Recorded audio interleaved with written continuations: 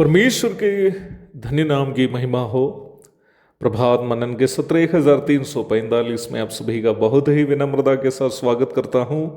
आइए आज का मनन के लिए हम पढ़ते हैं पहला तीमुथियुस अध्याय 4 पद 1।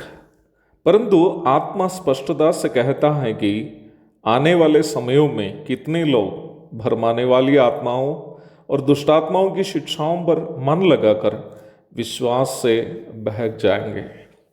इफिसुस की कलीसिया भयानक रूप में झूठी शिक्षाओं के प्रभाव में हो चुकी थी। प्रेरित पौलुस आने वाली इस महाविपत्ति के बारे में इफिसुस के प्राचीनों को पहले से चेतावनी दे चुका था। प्रेरितों के काम अध्याय 20 पद 29 और 30। परंतु योग्य नेतृत्व के अभाव में झूठे शिक्षकगण पुनः कलीसिया के ऊपर हावी होने लगे थे। तीमुथियुस को जब प्रेरित पौलुस ने इफिसुस में कलीसिया की अगुवाई के लिए भेजा, कलीसिया काफी हद तक झूठी शिक्षाओं के चपेट में आ चुकी थी।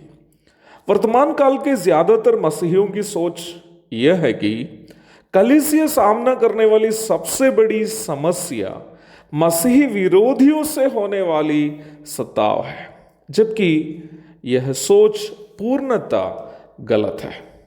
कलीसिया पहली शताब्दी से लेकर तीसरी शताब्दी तक लगभग 300 वर्ष तक अति भयानक सताव से गुजरी।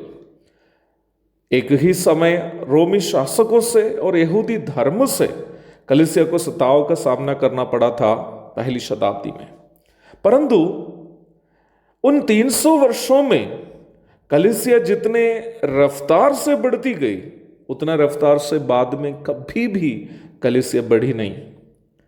पहले के 300 वर्षों में कलीसिया ना केवल गिनती में बढ़ी बल्कि गुण में भी बढ़ी।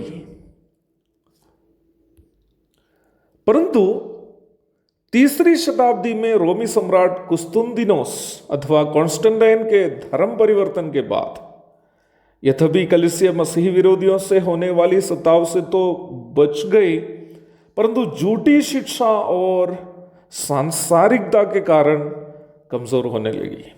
पहली शताब्दी से लेकर अभी तक देखा जाए, कलीसिया को कमजोर करने वाली सबसे बड़ी ताकत सताव नहीं है बल्कि झूठी शिक्षा है।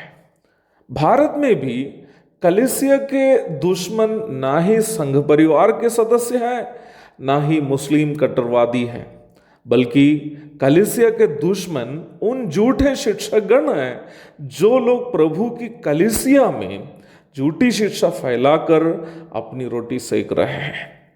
मसीही विश्वासियों को जितना मसीही विरोधी ताकतों से सावधान रहने हैं, उससे अधिक उन झूठे शिक्षकों से सावधान रहने हैं जो हमें अंदर से कमजोर कर रहे हैं। मसीही विरोधी ताकतें हमारे शरीर तथा संपत्ति की नुकसान कर सकते हैं, परंतु झूठे शिक्षकगण हमें प्रभु से तथा सहविश्वासियों से दूर कर देते हैं। झूठे शिक्षकगण हमारे आत्मिक जीवन को ही कमजोर कर देते हैं। ये बड़ी दुखजनक बात है कि वर्तमान काल के मसीही लोग झूठी शिक्षा नामक जहर को गंभीरता से नहीं ले रहे हैं।